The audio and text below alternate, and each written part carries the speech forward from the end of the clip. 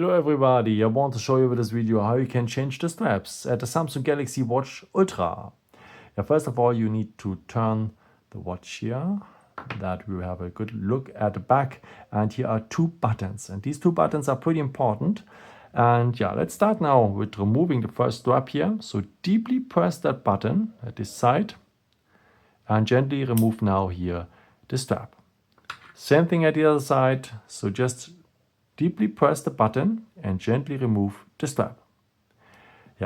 Same thing now if you want to fix the new straps now. So take the new strap, I'm having just this one here. Deeply press the button and just lay it in.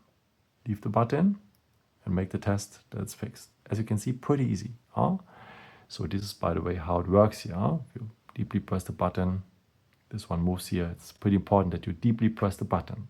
Okay, deeply press the button to fix the last one here. Lay it in and it's fixed. Pretty easy, as you can see. I hope I could help you with this video and answer your question. And maybe if you want, you can leave me a nice comment or give me a thumbs up. That would be very helpful for my videos. Thank you so much for, and maybe until next time. Ciao.